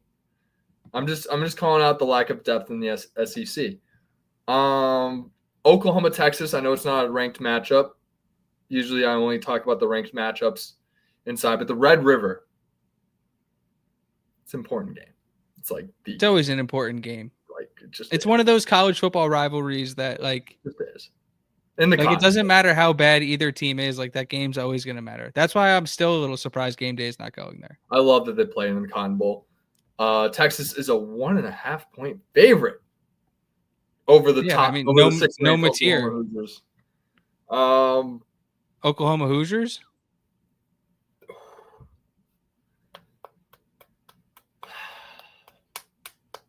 That game's just that game. No Mateer is tough. That's a toss up. I can't. I don't know. Archman. I've got no idea. I don't even know who's starting for Oklahoma. I'm taking the Sooners. I will also take the Sooners. 14-3 Oklahoma. I'm taking the Sooners only because actually that one Sooners fan's been super annoying too. But the Texas fans were unbearable leading into going to the swamp last week and getting embarrassed, which was pretty funny. But yeah, give me Oklahoma for that reason only. I like it. Who else? No other ranked matchups besides the Big Ten. No, Big Ten. but I was gonna say we got ranked matchups all over the Big Ten this week. Oh yeah, we do. Arguably, like in probably the best Big Ten slate all year in the sense where it's like obviously Penn State's relevant, but like you could argue the top 6 teams in the Big Ten are all playing each other this weekend. We'll run through it. I'll point out which games those are. Friday night, we got Rutgers at Washington. It's beautiful. It's Big Ten football, baby. It's tornado sirens. It's boat tailgating. It's on a Friday night. Boat-gating.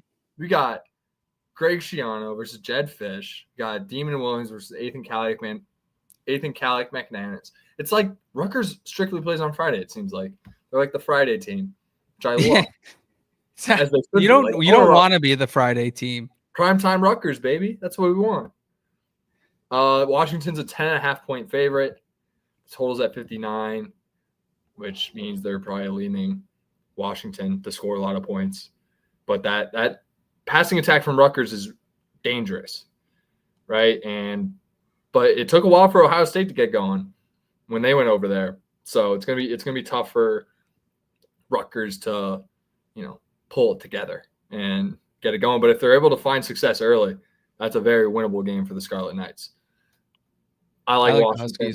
Yeah. With that being said, I like Washington. They're gonna get it done. They're a good team like that.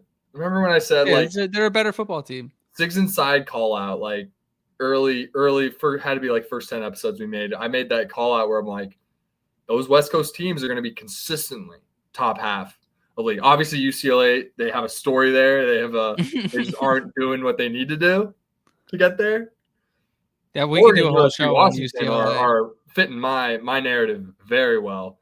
They are great additions to the conference, make our depth look really strong, and which is so necessary if we want to compete with the SEC in terms of like that narrative. So big win. I think it'd be good for the conference if Washington won. I got some friends that'll probably hate it, but I like the Huskies here. I like the Huskies. I don't know what that was, but I like the Huskies. So they do like the dub, and they'll go like I like sporting events. I've seen it. All right, yeah. I swear I didn't make that up. Big noon kickoff. This is one of the games I was talking about. Two of the top six teams getting after it. We got Ohio State going to Illinois. 14.5 point favorite. It's a good number for a dog at home. 14.5. It's a good number. That's all I'm saying. Could be 18.5. Could be 21.5. My stance does not change until Ohio State shows us otherwise. the favorite for a reason. I'll take Ohio State and the points. Illinois to cover, but it'd be awesome if Illinois won that game. It'd be so If good. Illinois wins that game, Indiana is the best team in the country, regardless of outcome this weekend. Yeah, we'll just call whatever happens at Eugene a fluke if it doesn't result in a dub for the Hoosies. If that Illinois team that we watched play, like Ohio State did last year. Yeah. Big Ten Network got another noon kick. It's the Bruins coming off a huge win. Neuheisel. Let's Tim go. Skipper, Jerry Neuheisel, Nico. They're going to East Lansing. They're taking on West Coast's own Aiden Childs, West Coast's own Jonathan Smith, and the Michigan State Spartans. As I say, Brad, last week this would be a ridiculous question, but which program would you rather be right now, UCLA or Michigan State?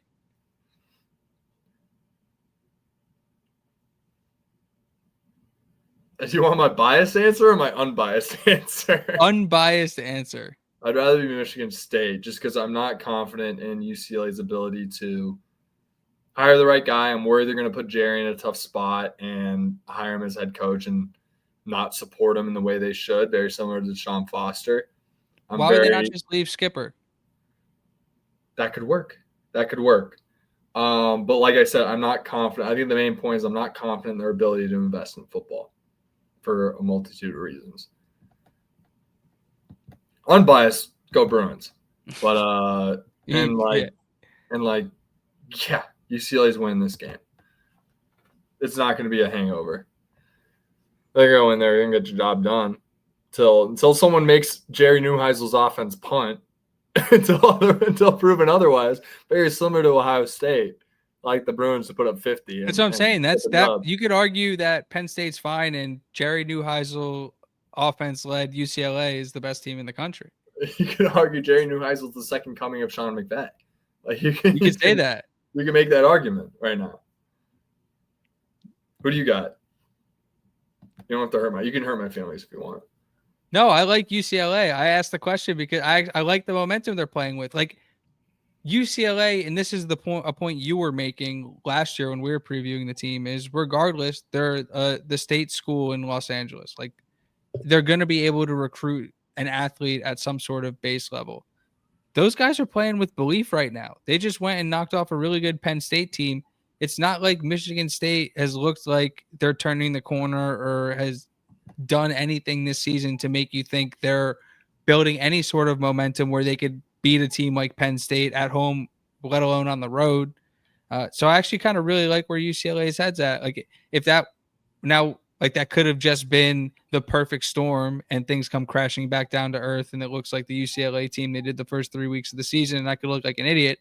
But to me, that momentum seemed real. It seemed legit. Those guys, they have real athletes on that team, like real legit football players. And their quarterback is as talented as anybody in the country when he's playing well.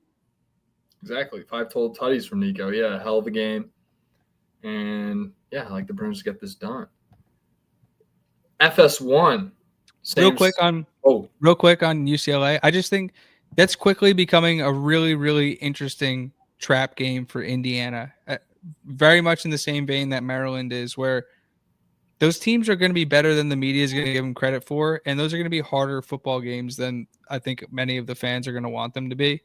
That's not to say I'm going to predict a final score right now or anything like that, but just goes to show you how deep this conference is, regardless of what the general media thinks. You just watched the worst team in the conference beat Penn State. Indiana now is a slate of Oregon, Michigan State, UCLA, Maryland, and Penn State. 3 of those in Wisconsin. I'm just saying that 5-game stretch like that. Yeah. No weeks off in the Big Ten. Like I don't care what number is next to all those teams. Like I made that tweet today where it's like when you're good, like you tend to play less ranked teams because you're one of the ranked teams. But when you're a bad team, you tend to play all the ranked teams because you're not ranked. Right? Like, somebody's got to be ranked. Yeah, it's guys. a wild. Oh my god! They're like, look at South Carolina's slate. It's like, yeah, they have. It's week 6. They have a bunch of still unbeaten teams on their conference on their schedule, and they're ranked as such. Too bad South Carolina stinks, and like the it's not going to help them. Like, it's not like I'm not going to feel bad for that. Like, no, they added another one. Good luck. Have fun. You can enjoy your scheduled screenshots next year. That's going to look worse. Dude, like, Jesus. Yeah, I love that whole narrative where it was like UCLA back to the UCLA thing where it's like there's no weeks off in the Big Ten. Like, you got to deal with UCLA. You can't just look up past them. It'd be like looking past Ole Miss or like Arkansas. It'd be crazy. You can't do that. All right. 2:30 FS1, same time as Oregon, Indiana. We're probably going to miss this game. We're all going to be locked in on the Hoosiers. Northwestern goes to Penn State. Penn State's a 3 touchdown favorite. They're coming off 2 losses. I mean, they have to win. If they don't cover, forget win. If they don't cover, they're going to be calling for Franklin's head. I like them big. I think that was the perfect storm last week where they played a really talented team that finally believed in what it had and they were caught off guard. Now, like, that is a problem and that falls directly on the coaching staff. Like, I don't follow Penn State close enough to tell you whether or not the coaches didn't have them prepared or the players didn't play hard enough or what. I don't have those answers. But I again will sit here and look like a fool if Penn State ends up being fool's gold. But I just think they have too much talent to not clobber Northwestern. At home. They'll be fine. All right. Moving on. Interesting one here. Big Ten Network. How is this game on Big Ten Network and Penn State gets FS1? Whatever. I guess Penn State's not allowed to be on Big Ten Network. They have to be on Fox. Nebraska at Maryland. Kind of a push comes to because Maryland lost. Like, who is real, who is not? Ooh, I like this game so much. I like this game a lot. And it's a 6.5 point line in favor of the Cornhuskers. That makes sense. I like Maryland to cover. I like Nebraska. They're just an older version of what this Maryland team wants to be, I feel like. 100%. Yeah, it's like Maryland is what Nebraska was last year. And Nebraska is what Maryland's going to be next year. And listen, Maryland can win this game. Like, Maryland is they're at home. As frisky as anybody in the conference.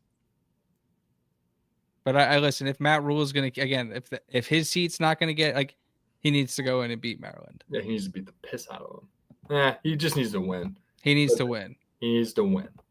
They're not, they've shown this season they're not on that level this year yet. And so he just needs to keep winning. He just needs to get to the Music City Bowl is what he needs to do. He needs to play in the Relia Quest Bowl. Get to Nashville. Everything will be fine.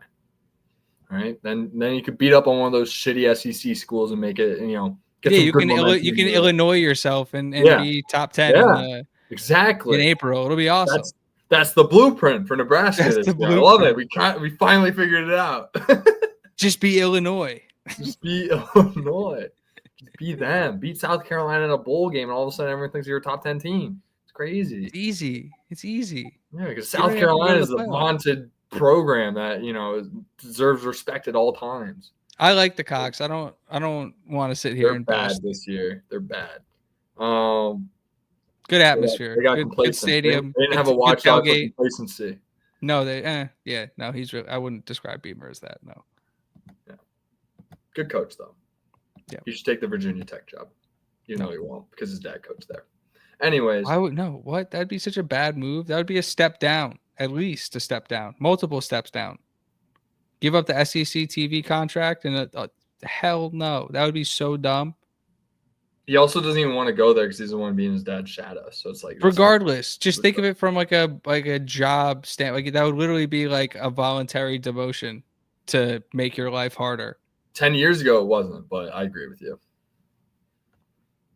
This again, the classic history of these football teams doesn't matter. We're talking about modern college athletics. Like, it's not even a question which job's better. Like, it's not even a question. 100%.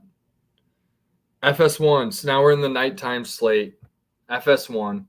It's Iowa at Wisconsin. Iowa's a 3.5 point favorite on the road in Madison. I know how good Iowa is. I was going to say, I'm going to say no Gronowski, no problem for Iowa. They win this. They win and cover. Yeah, feed Moulton like 40 times. You should be fine. Yep. They have Wisconsin has a really good run defense. They're giving Michigan some trouble last week. for a little bit until Michigan finally broke. The problem for them is the rest of the team. Yeah, exactly. I'm afraid that Wisconsin's going to have trouble scoring a touchdown. And as bad as Iowa's offense is year in and year out, they always find a way to score one, if not two touchdowns. And yeah, 14-3. Another 14-3 score prediction for me in the Big Ten. Oh, my back's killing me. I was hooping too much today. It's tough to stand during these. Hey, 6 games, no turnovers. Somebody's got to carry the team. I was hooping today. I was splicking it from 3. Anyways, they're like, get hot, Brad. Anyways, NBC, the third game that is what I would call like those top 6 Big Ten teams going after it, figuring out who's actually good. It's fun that we have that Maryland-Nebraska game because that could be like 7-8 or 8-9 if we're going to put Penn State at 7. So a really good slate for the conference this week. We're really going to learn a ton, and we're definitely going to have to recap it on Sunday. Yep. Michigan at USC. That is a fun USC one. is a 2.5-point favorite at home as an unranked home team.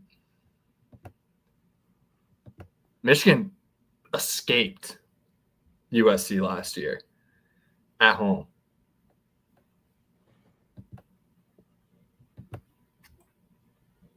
I like the Trojans. You like the Trojans? Mm-hmm. Ooh. I don't know.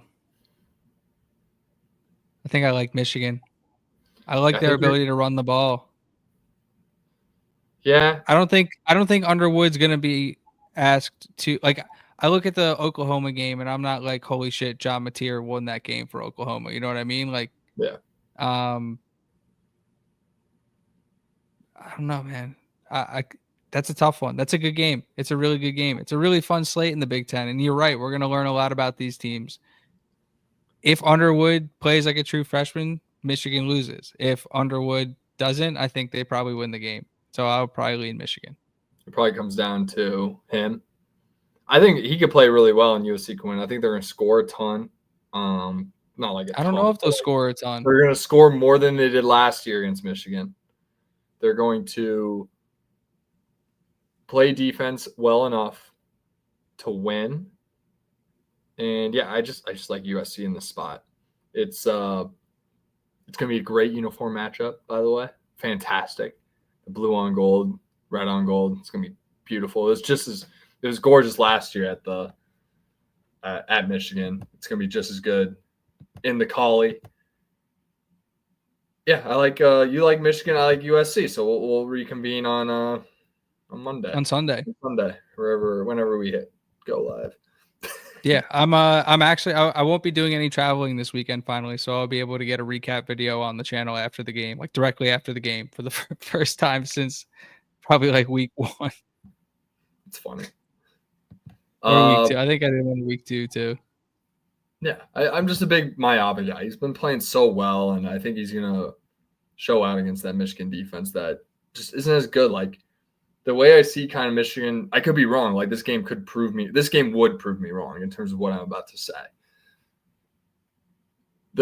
When you move on from a Jim Harbaugh and you have the next in line, right? It starts good, right? Like things are just as normal, and just over time, it just isn't. It's not Jim Harbaugh, right? So it's like this is a spot where it's like, all right, USC could definitely pull this one out. Sharon Moore year 2, just more, But I could be proven wrong. Maybe Michigan, Sharon Moore's that guy, and he pulls out a huge win on the road in the Coliseum and puts Michigan into a playoff conversation, really, at that point.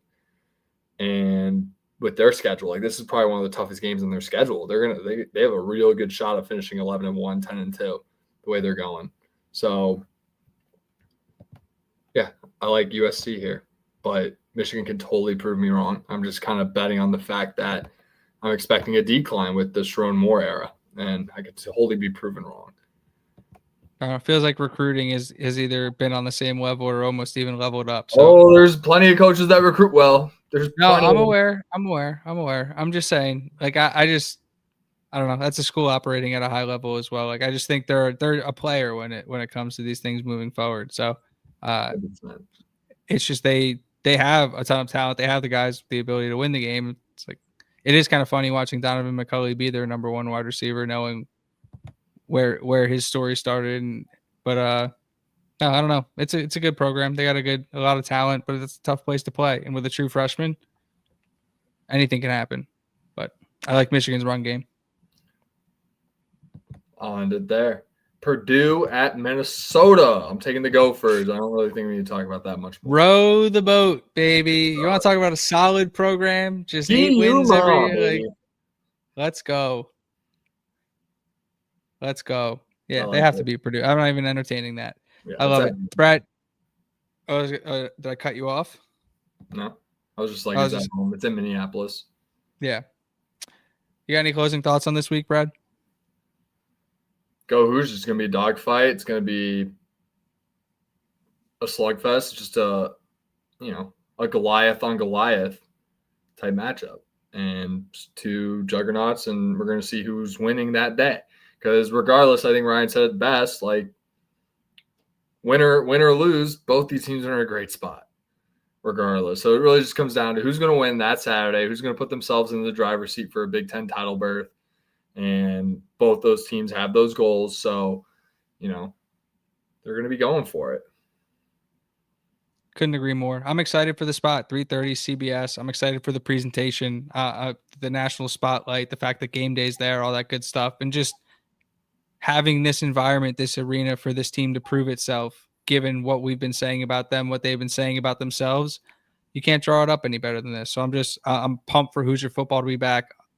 Could not be more excited for the opportunity these guys have in front of them. And again, regardless of whatever happens, we'll be back talking about it on Sunday morning. So I'm super pumped about it. But again, there are more reasons than the public is going to want to admit to be really excited about the way the Hoosiers match up this weekend. And I'm excited to see the way it plays out in the football field.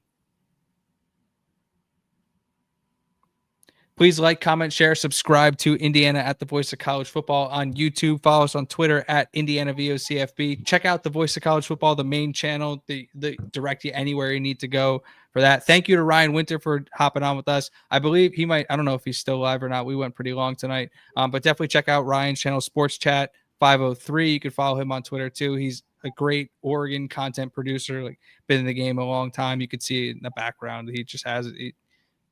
Smart dude. Like good content. Go check him out. We'll be appearing on it. I'll definitely be appearing on his channel at some point later this week. And yeah, it's again, enjoy this time as an Indiana football fan, because like these are the games you want to be playing and these are the conversations you want to be in. And Kurt Signetti and this staff and this administration and these players have put the team in a position to be in these conversations. And for that, you can only be thankful. So excited for the opportunity. Appreciate you guys for hanging out. I'll be back on the channel on Saturday with a recap video, initial thoughts after the game. Brad and I will be live on Sunday morning to recap the entire game. And we'll see you guys later this week. Go Hoosiers. Go Hoosiers. CBS, lock in.